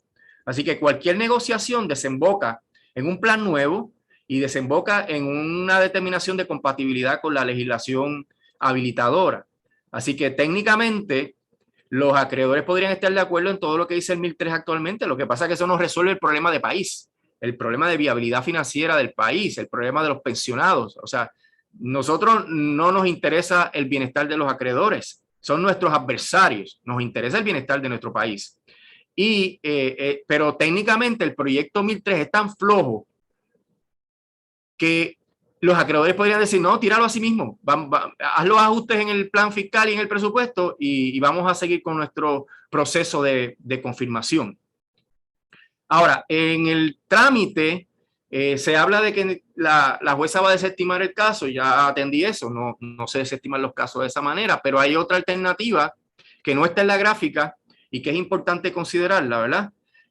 Antes de que se levante la moratoria, la Junta le puede decir a la jueza, no se pudo negociar con los acreedores, esto es un acuerdo de transacción de varios pleitos en donde acordamos cuánto pagarle a estos acreedores, como acuerdo de transacción que no se pudo materializar porque hacía falta la autorización del tribunal. Una transacción que requiere autorización de un tribunal no es válida si no se autoriza por el tribunal. Y como aquí no se va a autorizar por el tribunal, pues entonces hay que continuar los pleitos. Se le pediría permiso a la jueza para que permita la continuación del trámite. Y muchos de ellos, si no todos, están en la etapa de sentencia sumaria, es decir, argumentados ya plenamente para que la jueza lo resuelva. Y el box score, ¿verdad? El box score de la Junta, en términos de los casos que ha ganado contra los acreedores, es casi de 90% o más. Así que las probabilidades de que la jueza le falle contra la Junta son realmente mínimas. Con las determinaciones de la jueza, pues hay un nuevo panorama financiero y ahí se empieza otro proceso de negociación o se somete el plan de ajuste de deuda conforme a esas determinaciones de la jueza. Si la jueza eliminara las emisiones del 2012 y 2014, ya tenemos ahí una reducción dramática de prácticamente 7,000 millones de dólares que harían que Puerto Rico pudiera hasta saldar, si escoge eso, podría hasta saldar la deuda en su momento a la luz de todas las contingencias que hay en el plan actual. Así que no es una cuestión de miedo, es una cuestión de responsabilidad política, es una responsabilidad social y económica además. Bajo cualquier teoría de causalidad, ¿verdad? ¿Cómo es que ocurren las cosas? ¿Cuáles son las fuerzas previas que mueven los objetos, mueven los procesos sociales para que ocurran unas consecuencias? Esa es la causalidad. Bajo cualquier teoría de causalidad, la responsable de una debacle financiera de Puerto Rico no es la Junta de Control Fiscal, es la legislatura, porque la legislatura tiene la última oportunidad expedita de evitar el problema financiero y social que se avecina con la confirmación de este plan de ajuste de deuda. Si ellos le dan paso a este plan cuando tenían la facultad y la información, porque no es que no saben, porque se le ha explicado al derecho y al revés. Si la legislatura como quiera aprueba este proyecto y el gobernador lo firma, todas las consecuencias se derivan de ese acto porque había la oportunidad de impedir que la Junta nos llevara a este precipicio. Y como estamos en la Liga de Ciudades, los primeros que se van por el precipicio son los municipios, porque la eliminación del fondo de equiparación está ahí, a la vuelta de la esquina. Y con eso los servicios esenciales que dan a sus poblaciones y con eso el 40% de la población más pobre de Puerto Rico sufriría un impacto prácticamente inmediato. Por eso es que ese proyecto 1003 no debe aprobarse como está, debe cambiarse radicalmente para que condicione las emisiones de bonos a reducciones sustanciales en el plan de ajuste de deuda y que la Junta se vaya a negociar con los acreedores o someta a un plan no consensuado para la confirmación de la jueza. Esto tiene solución. Esto no es algo que nos cayó encima y que no podemos evitar. Está en nuestras manos evitarlo. Y esa es la única alternativa que nos queda, evitarlo. Muchas gracias. Bueno, gracias al licenciado y gracias a Daniel. Me quedo con tres cosas, ¿verdad? Tenemos una serie de preguntas en el Q&A. Yo creo que lo primero es llevarnos el asunto del miedo, ¿verdad? De cómo nosotros rompemos esos mitos que discutió el licenciado. Son mitos que yo creo que todos y todos hemos escuchado en diferentes partes, con diferentes niveles de convencimiento, con diferentes niveles de datos, ¿verdad? Pero datos sin contexto son peligrosos, así que creo que parte de lo que tenemos que hacer es romper esos mitos, ¿verdad? Para poder cambiar el paradigma y poder hacer un proyecto que sea realmente un proyecto de cambio sistémico, no un proyecto de un parcho que sabemos que es una curita que no va a cubrir nada y que no va a durar mucho. Y lo otro es el asunto del tiempo, ¿verdad? Nosotras nos sentimos que estamos en una carrera contra el reloj, pero hay un poder que tenemos nosotros y nosotras con ese reloj como país. Así que, ¿cómo accionamos nosotros con ese poder? Yo voy a leer ahora una serie hay unos comentarios, voy a salir de los comentarios primero, ¿verdad? Porque son cosas que nos están diciendo. Rosalina Alvarado nos dice, cuando se está hablando de las pensiones, empobrecimiento de los pensionados, quienes rendimos el servicio a la patria por 30 años o más. Eso es correcto. Y Rosalina también está de acuerdo cuando dice totalmente de acuerdo, los municipios están obligados a educar y empoderar a sus constituyentes para accionarlo, para que llamen a sus legisladores. Ciertamente nosotros en la Liga creemos completa y absolutamente en eso, ¿verdad? De que hay un poder ministerial de los municipios, pero también hay que reconocer el estado de precariedad en el que se encuentran los municipios. Los municipios han venido recibiendo muchos cantazos, las medidas de austeridad que se les han impuesto han implicado reducciones de sobre un 15% en sus ingresos en un momento en el que los gastos han subido, obviamente, porque está María, están los terremotos, está ahora el COVID. Así que hay una realidad que también se está trabajando en paralelo con los municipios para poder fortalecer estas importantes estructuras de gobierno, ¿verdad? Porque nosotras en la Liga creemos que no puede haber un país rico con municipios pobres y no puede haber, ¿verdad? O sea, no, eso no es posible. Así que vamos a las preguntas. Las voy a leer en el orden en que las hicieron. Mira Rivera Torres preguntó, esto fue cuando estaba hablando Daniel, aunque fuera el caso hipotéticamente que la Junta aceptara todas las enmiendas del PS 1003 al PAT, ¿puede la Junta aceptarlas sin consultar y tener la aprobación de los otros acreedores con que negoció ese PAT? Y en realidad las preguntas son para los dos. Así que ustedes me dicen si quieren que se la repita, pero la pregunta es si puede la Junta aceptarlas sin consultar y tener la aprobación de los otros acreedores con que negoció ese PAT. Sí, si me permite, Daniel, eso es lo que mencionaba, que lo que yo veo en la ley, en el 1003, son asuntos de presupuesto y de plan fiscal que en realidad no impactan directamente el acuerdo con los bonistas. Y eso podría implicar que los bonistas estén de acuerdo en lo que dice el proyecto y que más bien la oposición que hay de la Junta es porque la Junta no quiere que se metan con las determinaciones de política pública que ha hecho en cuanto a las medidas de austeridad, etcétera. Así que me parece que hay esa posibilidad. Ok. Daniel, ¿tú querías decir algo sobre eso? Sí, yo quiero añadir que, ¿verdad? O sea, coincido 100% en lo que comenta Rolando. Efectivamente, todos los cambios del proyecto de la Cámara 1003 llevan inherente un cambio, ¿verdad? En presupuesto y en plan fiscal. Y ahí yo añadiría que lo que ocurre es que, o sea, los planes fiscales tienen dos grandes áreas. Una, la de lo que le llaman los ajustes fiscales, que es la austeridad, y la otra es las reformas estructurales.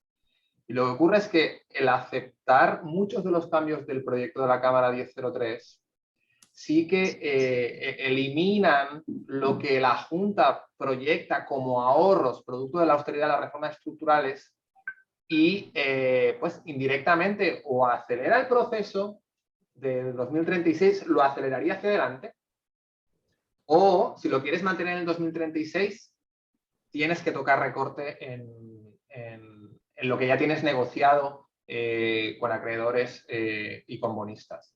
Así que, o sea, se abre esa posibilidad y si no se toca, como dice, ¿verdad? Como dice Rolando, si es algo que no afectará a los acreedores, se nos acelera. El del 2036 se nos viene para adelante.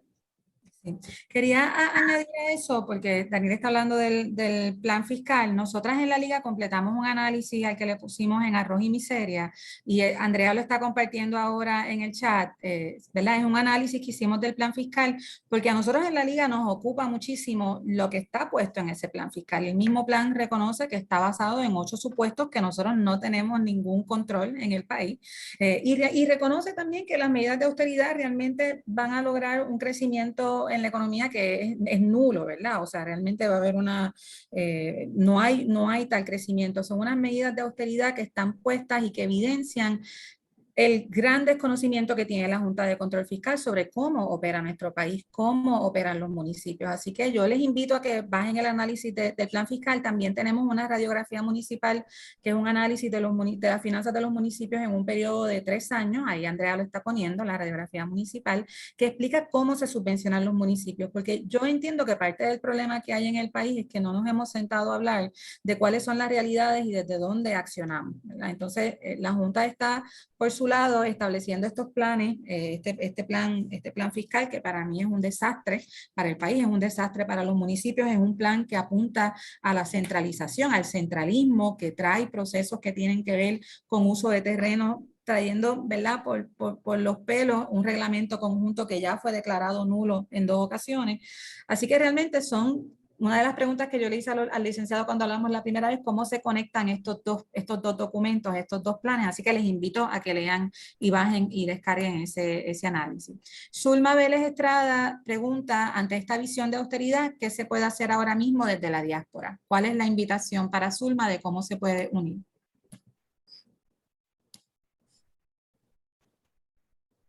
Discúlpame, Cristina, se cortó y no te escuché. Sí. La pregunta de Zulma Vélez Estrada, ante esta visión de austeridad, ¿qué se puede hacer ahora mismo desde la diáspora? Bueno, yo creo que aquí hay una ventaja con nuestros hermanos y hermanas de la diáspora, que ellos tienen acceso a los centros de poder, que son los que impusieron la ley promesa y que son escuchados porque allá son electores que tienen influencia política y electoral. Y me parece que hay una gran oportunidad. Por supuesto que los queremos también involucrados acá en los procesos nuestros en la isla, pero hay una gran oportunidad de presionar e influenciar a los centros de poder en torno a la situación que estamos sufriendo en Puerto Rico en cuanto al coloniaje que sufrimos y en cuanto a la situación terrible de que todos estos fondos que se autorizan, pues se le ponen trabas y que eventualmente, pues, ¿cuándo va a llegar realmente la ayuda que estamos esperando para rehabilitar el país?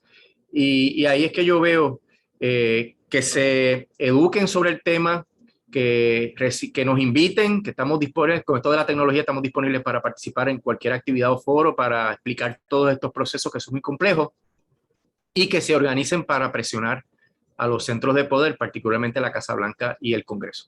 Bueno, gracias. Mira Rivera Torres nos pregunta si es todavía necesaria la auditoría y si la auditoría es necesaria, ¿es posible realizarla aún? La auditoría siempre es pertinente porque aun cuando se paguen créditos que luego se determine que son ilegales y pues nos jalemos los pelos, por lo menos se puede legislar para evitar que esto vuelva a ocurrir y hay también responsabilidad civil, penal y administrativa de personas que hayan intervenido en emisiones ilegales. Y eso es un interés importante del Estado. Déjame darte una mala noticia, Cristina. Acaba de bajar la decisión de la jueza Taylor Swain en torno a la ley de retiro digno. Y obviamente esto habría que mirarlo con mucho detenimiento, pero prácticamente invalidó los cargos 1, 2 y 3 de la demanda y decretó que varias secciones de la ley son inválidas. La sección 1.02, 5.02, el capítulo 2, capítulo 3, capítulo 4 y la última oración de la sección 5.01. Y eso pues podría tener unas implicaciones bien importantes en todo este proceso del plan de ajuste de deuda. De seguro, ¿verdad? Sin leer, porque hay que ver esos capítulos, no me sé la ley de memoria, pero de seguro lo que hizo la juez fue sacar todo lo que ella entendía que era impedimento para que se confirmara el plan de ajuste de deuda y con eso echó al piso las aspiraciones de los empleados del gobierno central y de los retirados de tener un verdadero sistema de retiro que fuera digno. Yo sé que la representante Lourdes Ramos está en este Zoom, pues les sugiero, ¿verdad?, que miren detenidamente cuáles fueron las secciones que se impactaron ahí para tener más información sobre el tema. Bueno, licenciado, con esa noticia que le para los pelos ¿verdad? Nos para los pelos a todos los que sabemos el gran esfuerzo que se ha hecho.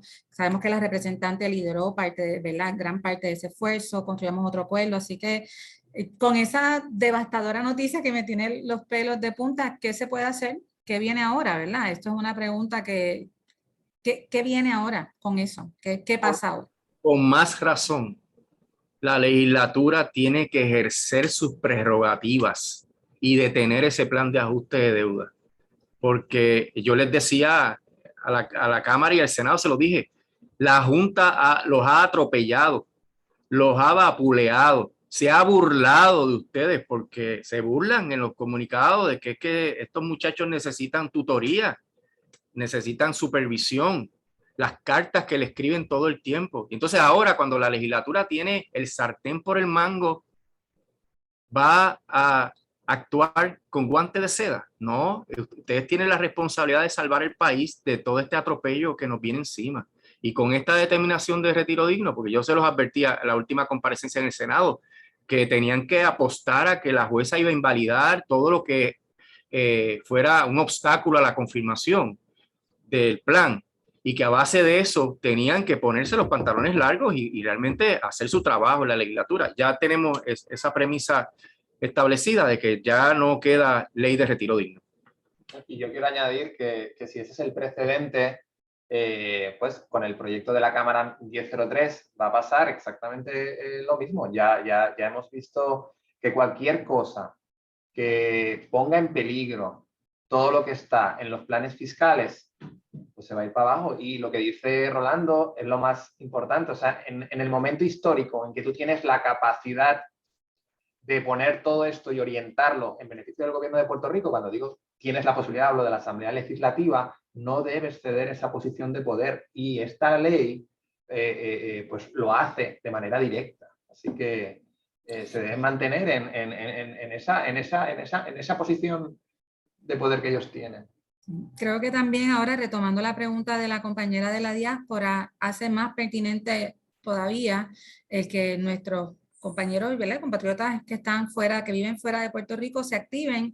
Yo pienso que hay unos cambios en el Congreso, ¿verdad? Recientemente la congresista Nidia Velázquez y el representante Chuy García sacaron un comunicado estableciendo que la Junta se estaba extralimitando en sus poderes, ¿verdad? Que si bien Promesa sale del Congreso, aquí se le ha dado una vida que va más allá de lo que establece la propia ley, ¿no? Así que yo creo que es cuestión de también entrar en ese foro. Mi abrazo a todos los que están en esta reunión, que están tristes, hay una carita triste por ahí, así que mi abrazo a todos y ustedes. Hay que seguir, ¿no? No se puede, hay que continuar. Vamos a la próxima pregunta, que es de Mira también. ¿Hay mecanismo legal para obligar a la Junta a cumplir con ese presupuesto exigido por la ley Promesa? No, no hay mecanismo. La Junta puede ponerlo hoy y quitarlo mañana. Pueden poner fondos para los municipios y quitarlo mañana. Por eso es que no tiene efecto legal lo que se establece en el 1003, porque ellos deciden por encima de cualquier otra consideración. Okay. Alex Miranda dice, ¿toda esa argumentación del licenciado puede llevarse ante la jueza Swain o solo el gobierno tiene standing? ¿Cuáles son las perspectivas en cuanto a una acción congresional durante el 2022 que pudiera enmendar Promesa, dar para atrás si fuese necesario el PAT? Bueno, en realidad estamos hablando del campo político, no son situaciones accionables en la Corte, es un power struggle, ¿verdad? Es una lucha de poder.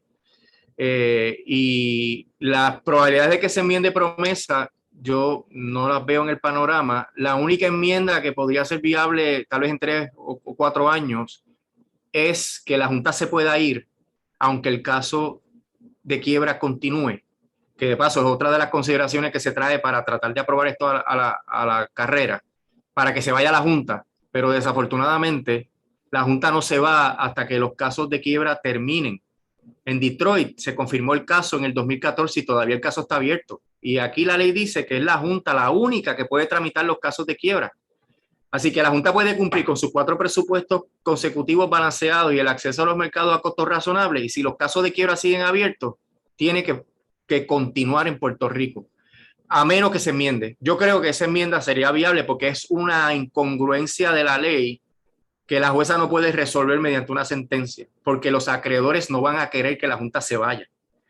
Como si yo fuera acreedor, yo me sentiría mejor con la Junta en Puerto Rico que sin la Junta. Y en ese sentido hay que enmendar la ley. Eso es lo único que yo veo viable. No descarto que saquemos la Junta. O sea, a la Junta la podemos sacar. La Junta es derrotable. Pero en términos jurídicos, en cuanto a enmiendas, eso es el panorama que yo veo. Nos pregunta también, no sé si es Mira o Mayra, Mira Rivera Torres, ¿podrían hablar sobre el proceso de votación? ¿Convierte en ilegal el PAT el que se aprobara el PC 1003 en Cámara y Senado cuando aún no termina la votación? No, no tiene que ver una cosa con la otra. En realidad son procesos independientes y aun cuando los pensionados voten en contra, la jueza podría imponerles el plan de ajuste. Así que es un trámite que es necesario, pero no es suficiente para impedir que se imponga el plan de ajuste de deuda porque existe el concepto del cram down. Cram down es que si una clase afectada vota a favor, la jueza, tomando la consideración de todos los elementos y tomando que no haya una discriminación injusta contra alguna clase, puede confirmar el plan. Okay. Damaris Martínez dice, ¿sería posible que en esa negociación de la legislatura el sábado la Junta le ofrezca otros poderes o dinero en el plan fiscal para que aprueben esa ley habilitadora? ¿Es eso legal? ¿Podría correlacionar cómo defender las pensiones impacta la economía del país y la vida social de todos los ciudadanos? Sí, de eso estábamos hablando, que en esa reunión pueden haber varios pactos con el diablo. Sí, pueden hacer un pacto para que la Junta les restituya unos cuantos millones a la legislatura y con eso se pueden vender. O sea que el riesgo es bien grande. O sea, nosotros conocemos nuestra clase política. La lucha que estamos dando en todos estos foros es porque sabemos que tenemos una clase política que no tiene espina dorsal. Ese es el problema principal. Y en esa reunión pueden hacer lo que les dé la gana. Sí. Bueno, y entonces hay un comentario de Alex Miranda que dice, ¿esas emisiones del 2012-2014 son las únicas ilegales? No, hay cuestionamientos. Si la auditoría, pues esa contestación no se puede dar categóricamente. Pero menciono esas porque son ejemplos que son patentes en términos de que todo el mundo reconoce que con esas emisiones hay problemas. Okay. Y Sonia Palacios tiene una pregunta similar. Sonia nos pregunta, ¿la emisión de los bonos del sistema de retiro están dentro de esas emisiones ilegales del 2012-2014? Ahí hay un planteamiento de ilegalidad y un planteamiento de que no son asegurados. Bajo ambos conceptos el resultado es el mismo. Y ahí se estaba pagando, de hecho la representante Lourdes Ramos fue instrumental en ese proceso de cuestionamiento de los bonos. Pero la Junta los transigió y va a pagar unas cantidades obscenas de esos bonos cuando en realidad hay unos planteamientos sólidos sobre su ilegalidad. Hay dos comentarios adicionales. Uno de Mira Rivera Torres. Esa decisión de la juez sobre la ley de retiro digno va a abonar al miedo entre los pensionados y reforzar la postura que empujan a algunos de que es mejor aceptar el recorte. Ahora tenemos que luchar contra ese miedo agravado. Y un mensaje de Sonia Palacios que dice que esa determinación del Tribunal Federal sea el aliciente y la evidencia de que solo si la legislatura entiende que el poder que tiene, podremos prevalecer. ¿Verdad? Yo creo que hay muchas personas muy buenas en nuestra legislatura que están trabajando. Creo que es cuestión de ver cómo podemos alinear estos esfuerzos, ¿no? Me parece que la representante Lourdes Ramos, ejemplo, llevó esa batalla, la lideró, ella está aquí en la línea, no sé si ella quiera decir algo. Nosotras en la Liga apostamos a que el conocimiento nos da herramientas y nos da poder y ver cómo podemos accionar, pero ciertamente es complicado el panorama porque la percepción y los mitos se convierten en la realidad, así que tenemos varios enemigos. Está la Junta de Control Fiscal, ¿verdad? Que yo pienso que es el enemigo de Puerto Rico, pero también está el miedo que se crea y las percepciones que se arraigan que se convierten en la realidad. Así que no sé si alguien más quería decir algo. Eni nos está preguntando dónde se puede conseguir la grabación de esta orientación. Una vez concluya, nosotros editamos una cosa para verla, para limpiar algunas cositas de la entrada y del saludo y eso, lo subimos en nuestro canal de YouTube. Andrea está subiendo el canal de YouTube, y la representante se va a unir ahora un momento. Yo les exhorto a todos y a todas que vayan a nuestro canal de YouTube. Hay muchos talleres muy buenos, hay dos en específico que les quiero recomendar. Uno que hicimos con la Asociación de Economistas, que participó Heidi Calero, la doctora Marta Quiñones, estuvo Jesús Santa, Nick Pastrana y dos alcaldes. Es un taller de 3 horas que habla de las implicaciones del plan fiscal para los municipios, espectacular. Y hay otro taller que se llama ¿Quién subsidia a quién?, que explica cómo se subvencionan los municipios. Así que yo, de todos los que hay, se los recomiendo a todos, pero esos dos particularmente me parece que pueden ser de mucho apoyo para esta conversación. Representante, si usted puede prender la cámara y quitar el mute, le damos el espacio para que se una. Aquí está la representante. Saludos. Saludos, muy buenos días, y antes que todo quiero darle las gracias por este conversatorio virtual tan educativo. Desde que lo recibí, gracias a Sonia Palacios, que fue que me informó, pues decidí participar porque todos los días se aprende. Y estos dos recursos, tanto Santa María como el licenciado Rolando Emanueli, son dos personas que han sido puntuales en las vistas públicas de la Cámara. Y también de parte de los que favorecen el 1003, nunca hemos tenido un documento de un economista que rebata o que diga que las dos presentaciones de Emanueli y de Santa María están erróneas. Y por eso es que yo sigo en la lucha para que ese proyecto no se apruebe y en la orientación a los demás compañeros. Yo sé que esto es un tema técnico, que son muchas las dudas que surgen, pero les agradezco mucho esta vía de comunicación y esta oportunidad para que la gente entienda que no es tan solo de los pensionados, porque ahora a mí me dicen los periodistas, bueno, representante, pero la complacieron y quitaron lo de los pensionados. Y yo les digo, eso no es todo. Eso no es todo, porque están los municipios, están unos ofrecimientos que sabemos que la Junta no va a aceptar, como son los de los 500 millones para la universidad. Yo quiero que eso pase, pero la universidad ha sido estrangulada por la Junta de Supervisión Fiscal. Y si le han quitado dinero, ¿quién va a confiar que se lo van a devolver? Nadie. Y además de eso, como dijo el licenciado Emanueli, le entregué a la señora Yaresco, los dos informes de la comisión que yo presidí, donde se investigó los bonos ilegales de retiro, para que ella, y le pedí de favor que lo evaluara. Esos 500 millones aproximadamente, y Emanueli lo sabe, que pretenden pagarle a los bonistas no asegurados de retiro, nos dejan en una incertidumbre, porque esos bonos son no asegurados y han perdido sus casos 3 veces en Boston. Porque entonces nosotros tenemos que ceder y regalar 500 millones si el costo de los pensionados no llega a 100? Pues entonces de esos 500 millones que le van a regalar a ellos, saquen el costo de los pensionados y eviten que estén en una vejez indigna, porque no es justo. Esa es la pelea que tenemos todos los días. Esa investigación comprobó, número 1, la ley de retiro no les facultaba para ellos emitir bonos.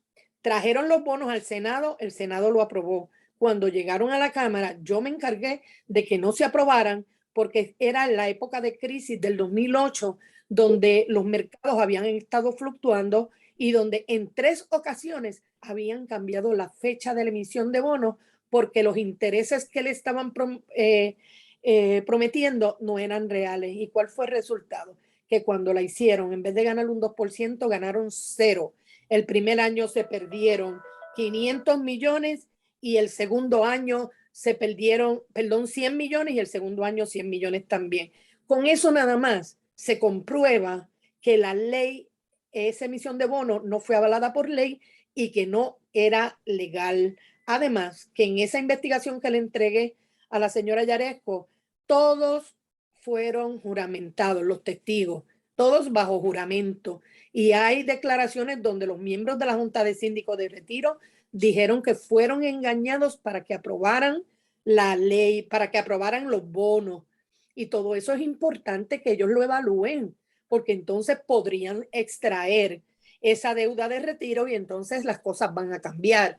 Y no es necesario que estén promoviendo ese ajuste en las pensiones de retiro, y nosotros vamos a seguir dando la pelea. Seguiré siendo la voz de los pensionados y servidores públicos, y estoy bien orgullosa de defender lo justo, porque yo llegué aquí sin la ayuda de los grandes intereses.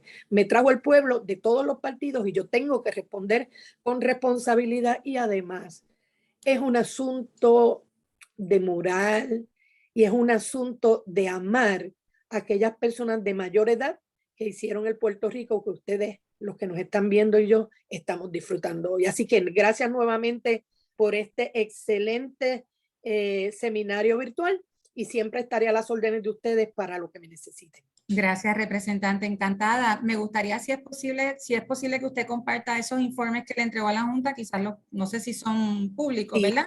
Pero sí, me encantaría poder tener copia de ellos y a subirlos en nuestra carpeta de información, porque, ¿verdad? Mientras más información tengamos, mejor podemos decidir. Yo creo que también es un asunto, y hay una última pregunta, de entender que estamos todos relacionados, ¿verdad? Y que lo que le pase a los pensionados le pasa al país. No es un asunto de que si hay un recorte yo estoy libre, no pasa nada. Realmente estamos todo el país está conectado, todo está relacionado y es aquí no cae nieve, ¿verdad? Pero es como una bola de nieve que va cayendo, que va creciendo a medida que se va desarrollando. Así que creo que es importante entender que hablar de los pensionados es realmente hablar del país. No solamente, ¿verdad?